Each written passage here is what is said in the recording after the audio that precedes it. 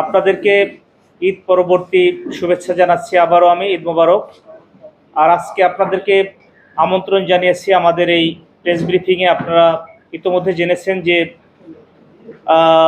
আমাদের গত রাত্রে একটি বিশেষ অভিযানে 5টি চোরাই মোটরসাইকেল সহ একজন চোর, মোটরসাইকেল চোর চক্রের সদস্য, এবং এরা আন্তঃজেলা আমাদের এই মাগুরা, আমাদের যশোর, ঝিনাইদহ, ফরিদপুর, রাজবাড়ী সহ আমাদের এই চতুর্পাশে যে জেলাগুলো আছে, এই জেলার মধ্যে এরা এই জাতীয় যে মোটরসাইকেল চুরির মতো অপরাধ, এই অপরাধগুলো সংগঠিত করেন। এবং তারা এই যে আমরা গ্রেপ্তার করেছি মোহাম্মদ পলাশ, 36 বছর বয়স, এই চক্রের একজন অন্যতম সদস্য। এবং এই চক্রের সাথে আরও আমরা নাম পেয়েছি। তো এই চক্রটি দীর্ঘদিন ধরে আমাদের এই এলাকাতে এই মোটর সাইকেল চুরির সাথে সম্পৃক্ত ছিল, এবং তারা সেটি করে যে আমরা যে একটি আপনার মুরগির ফার্মে অভিযান পরিচালনা করে আমাদের অতিরিক্ত পুলিশ সুপার থান্ডার খায়রুলের নেতৃত্বে আমাদের মাগুরা সদর থানার অফিসারদের সম্মিলিত প্রয়াসে এবং আমাদের এখানে সিসিআইসির, যেটি আমাদের গতদিন আপনাদেরকে বলেছিলাম, সেই টিমের সহযোগিতায় আমাদের এই আভিযানিক দল গত রাত্রে মোহাম্মদ পলাশ, 36 বছর বয়স, আমাদের এই পৌরসভারই একজন যুবক, কিন্তু সে এই চোর চক্রের সক্রিয় সদস্য, এবং তাকে আমরা গ্রেপ্তার করেছি 5টি। সেখান থেকে আমরা 5টি মোটরসাইকেল উদ্ধার করেছি। তো আসলে আপনাদেরকে আমাদের এখানে দাওয়াত দেওয়ার উদ্দেশ্য হলো যে, প্রথমত আমরা চাই যে এই অপরাধটা না হোক। তো আপনাদের মাধ্যমে আমরা যেটি আশা করি বা আপনাদের মাধ্যমে যেটি আমরা সুফল পেয়ে থাকি, সেটি হলো যে এই যে আমাদের যে অভিযান চলমান আছে, আমরা যে সজাগ আছি, এই মোটরসাইকেল চুরি সহ অন্যান্য অপরাধ দমনে পুলিশ যে ভূমিকা পালন করছে, এটি জনসাধারণকে জানান দেওয়া। তাতে হয় কি, জনমনে আস্থার সৃষ্টি হয়। পাশাপাশি যারা অপরাধী, যারা চোর অথবা অন্যান্য অপরাধের সাথে জড়িত, তারা সচেতন হয়ে সতর্ক হয়ে যায়। এটি তাদের জন্য একটি মেসেজ যে পুলিশ অত্যন্ত সক্রিয়, এখানে এই জাতীয় অপরাধ করে পার পাওয়া যাবে না। তো এই কারণে আসলে আপনাদেরকে আমাদের পক্ষ থেকে দাওয়াত দেওয়া। পাশাপাশি আমাদের এই যে ভালো অ্যাচিভমেন্টগুলো, এগুলো যদি আপনারা প্রচার করেন, সেক্ষেত্রে হয় কি, হয়তো আমাদের মানে কোনো বিশেষ কোনো লাভালাভ সেখানে নেই, কিন্তু আপনারা যদি এটি প্রচার করেন, মানুষের মধ্যে জন আস্থা তৈরি হয়, পুলিশের প্রতি আস্থা তৈরি হয়, সেক্ষেত্রে সেটি আমাদের ভালো লাগার একটি জায়গা তৈরি হয়। আমরা মনোবল পাই, আমরা সাহস পাই, এবং এটি আমাদের জন্য একটা ইনসেন্টিভ হিসেবে কাজ করে, প্রণোদনা দেয়। আমাদের যারা জুনিয়র লেভেলে, ফিল্ড লেভেলে কাজ করে, তারা মানসিক শক্তি পায়, তাদের নৈতিক মনোবল বৃদ্ধি পায়। এতে আমাদের কর্মপরিবেশ ভালো থাকে, এবং সব কিছু মিলিয়ে আমাদের এই মাগুরাকে আমাদের যে ভালো রাখার যে প্রয়াস, সেই প্রয়াসের গতি আরও বেগবান হয়। তো এই জন্যই আসলে আপনাদেরকে জানানো। আরও একটি বিষয় আমি আপনাদের আলোকপাত করতে চাই। আমি মাঝে এখানকার স্থানীয় নেতৃবৃন্দকে নিয়ে বসেছিলাম। তো সেখানে আমার হয় আজকে অবধি প্রায় 2 মাস 5-6 দিন হলো আপনাদের মাগুরা জেলার পুলিশ সুপার হিসেবে যোগদান করেছি। তো আপনারা দেখেছেন যে ইতিমধ্যে যে এই মাগুরা জেলা পুলিশের যে বিভিন্ন অভিযান সহ তার যে কর্মতৎপরতা, সেই তৎপরতার বিশেষ কিছু বা উল্লেখযোগ্য কিছু অ্যাচিভমেন্ট আপনাদের সামনে একটু আমি তুলে ধরতে চাই। আমি 25/3/2026 তারিখে যোগদান করেছি। আজ অবধি, অর্থাৎ 29/5 মানে 29/5 তারিখ পর্যন্ত আমরা পরিসংখ্যানটা নিয়েছি। সেখানে এই সময়ে উদ্ধারকৃত যে অস্ত্র, দেশীয় অস্ত্র সব মিলিয়ে 1 শুটার গান 4টি, আসামি গ্রেপ্তারের সংখ্যা 2, তারপরে কার্তুজ ছিল 2টি, শটগানের কার্তুজ, আর অন্যান্য দেশীয় অস্ত্রের মধ্যে চাইনিজ কুড়াল 2টি, চাপাতি 2টি, হাসুয়া 5টি, রামদা 38টি, সোরা 2টি, স্যামদা 1টি, দা 6টি, সরকি 176টি, কাঁচি 10টি, ফুলকোস 3টি, বল্লম 4টি, লোহার কোষ 1টি, লোহার রড 1টি, বাঁশের লাঠি 3টি, বেতের ঢাল 49টি, ফলা 4টি, এগুলো আমরা উদ্ধার করেছি। আর যদি আপনি আমার এই আমরা একটা তুলনামূলক পরিসংখ্যান দিয়েছি যে 25/3/2025 হতে 29/5/2025, অর্থাৎ পূর্ববর্তী বছরের এই সময়ের উদ্ধারের যে পরিসংখ্যান, হ্যাঁ, সেক্ষেত্রে সেখানে ওয়ান শুটার গান ছিল 7টি, 2টি দেশি পিস্তল ছিল, একটি রিভলভার ছিল, 17 রাউন্ড গুলি ছিল, 2 বোতল 4টি কাঠের বারযুক্ত রামদা ছিল, 3টি চাকু, 4টি কুড়াল, 3টি চাপাতি, 4টি দা, 2টি সোরা, 15টি বাঁশের তৈরি বর্ষা, 6টি বেতের তৈরি চাল সহ দেশি অস্ত্র 59টি।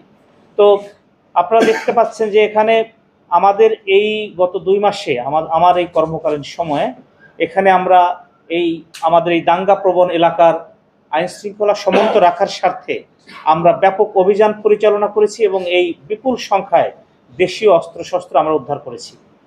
তো এটি আমরা আসলে চাচ্ছিলাম যে আলাদা একটি প্রোগ্রাম করেই আপনাদেরকে জানান দিব, তো সেটি সম্ভব হয়নি। আমরা আজকেই একসাথে করে ফেলছি আপনাদেরকে জানান দেওয়ার জন্য।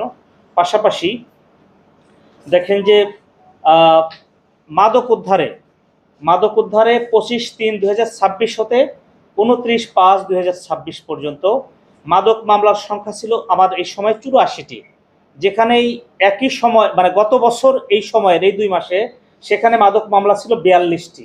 42 দ্বিগুণে 84, অর্থাৎ ডাবল মামলা এই 2 মাসে। এই বছরের এই 2 মাস, গত 2 মাস এবং অনুরূপভাবে পূর্ববর্তী বছরের এই 2 মাসের এখানে মামলা ছিল 42টি। এই সময় আমার কর্মকালীন সময়ে আসামি গ্রেপ্তার করেছি 106 জন মাদক মামলায়।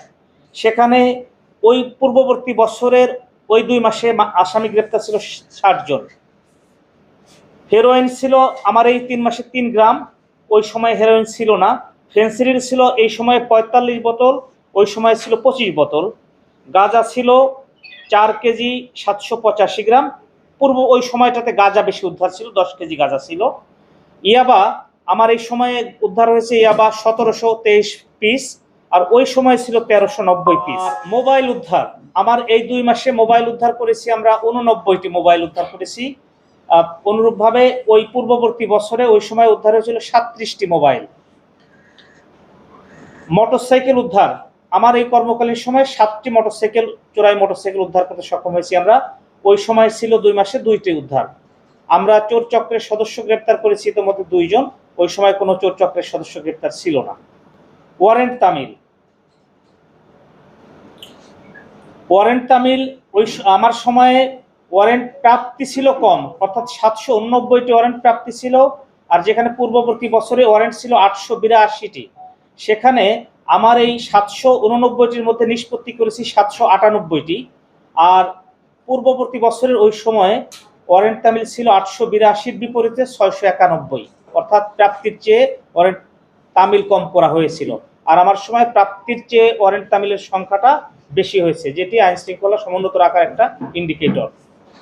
আর নন এফআইআর প্রসিকিউশন আপনারা জানেন যে যারা বিভিন্ন সময় অপরাধ প্রবণ এলাকাতে অপরাধ দমনের ক্ষেত্রে যারা এই জাতীয় অপরাধের সাথে সংশ্লিষ্ট থাকে তারা অনেক সময় বিবাদী পক্ষ মামলা দিতে চায় না, সেক্ষেত্রে আমরা কিন্তু এইসব লোককে আদালতের মাধ্যমে তাদেরকে জেল হাজতে রেখে আইন শৃঙ্খলা সমুন্নত রাখতে চাই। যারা মিসক্রিয়েন্টস কালপ্রিট টাইপের লোকজন সমাজে অস্থিরতা তৈরি করে, তো সেক্ষেত্রে আমার এই 2 মাসে আমরা নন এফআইআর প্রসিকিউশন দাখিল করেছি 71 জনের বিরুদ্ধে। অনুরূপভাবে ওই সময় ছিল পূর্ববর্তী বছরে ছিল 55 জন। আর এনইআর যেটি আমাদের নন এক্সিকিউশন রিপোর্ট আমরা দিয়েছি আমার সময় 205টি, আর পূর্ববর্তী বছরে ছিল 172টি। চুরি বেড়েছে, এই যে মোটরসাইকেল চুরি সহ কয়েকটি চুরি বেড়েছিল, সেক্ষেত্রে আমরা 8টি মামলা হয়েছিল। এবং সবচেয়ে বড় যেটি আপনাদেরকে আমি বলতে চাই, আমি চেষ্টা করেছি বা ওসি সাহেবদেরকে নির্দেশনা দিয়েছি কোনো মামলা হাইড করা হবে না। মামলা হাইড করলে মামলার অপরাধ প্রবণতা বাড়ে, অপরাধীরা উৎসাহিত হয়। এই জন্য এখানে 8টি মামলা রুজু হলেও আমার আসামি গ্রেপ্তার 9 জন। প্রত্যেকটি মামলায় আমাদের ডিটেকশন আছে এবং সেখানে 164 যারা আদালতে স্বীকারোক্তিমূলক জবানবন্দি সেটিও প্রদান করেছে। আর মালামাল উদ্ধার আছে, আমার গরু সহ নগদ টাকা উদ্ধার আছে। আর পূর্ববর্তী বছরে 5টি মামলা রুজু হয়েছিল, তবে সেখানে কোনো গ্রেপ্তার নাই, 164 নাই, উদ্ধার নাই। ট্রাফিক বিভাগের যে অর্জন আপনারা দেখেছেন, এবার ঈদেও কিন্তু আমাদের ট্রাফিক ব্যবস্থাপনা, ঈদের আগে পরে আমি সড়কে ছিলাম, গিয়েছি নিজেই, তো সেখানে আমরা সড়ক ব্যবস্থাপনায় যেমন উন্নতি করার চেষ্টা করেছি, পাশাপাশি আমাদের যে আনরেজিস্টার্ড গাড়িগুলো সেই গাড়িগুলোকে রেজিস্ট্রেশনের আওতায় এনে সড়কে শৃঙ্খলা ফিরিয়ে আনার চেষ্টা করেছি। সেক্ষেত্রে দেখেন যে আমার এই 2 মাস কর্মকালীন সময়ে প্রসিকিউশন দাখিল করেছি আমরা 424টি প্রসিকিউশন দাখিল করেছি, আর বিগত সময়ে এটির সংখ্যা ছিল মাত্র 65টি। আর আমরা এই সময়ে জরিমানা আদায় করেছি 16,68,440 টাকা সরকারি রাজস্ব হিসাবে। বিগত বছরের অনুরূপ 2 মাসের সেই অর্জন ছিল মাত্র 2,68,700 টাকা। আর আমরা এই সময়ে 152টি গাড়িকে রেজিস্ট্রেশন করতে সক্ষম হয়েছি। পাশাপাশি 25 সালের ওই সময়ে 2 মাসে কোনো গাড়ি রেজিস্ট্রেশনের আওতায় আসেনি।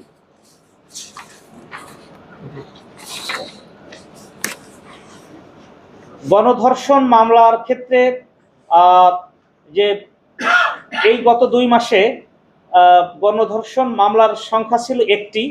আপনারা জানেন নিশ্চয়ই যে শ্রীপুরের যে একটি গণধর্ষণ হয়েছিল, সেখানে 4 জন আসামিকে কিন্তু আমরা গ্রেপ্তার করতে সক্ষম হয়েছি এবং 4 জনই স্বীকারোক্তিমূলক জবানবন্দি দিয়েছে। আর আমাদের সেখানে ভিকটিম উদ্ধার আছে। পাশাপাশি অনুরূপ সময়ে 3টি গণধর্ষণের মামলা রুজু হয়েছিল, সেখানে আসামি গ্রেপ্তার ছিল 4 জন এবং 164 ছিল 1 জনের।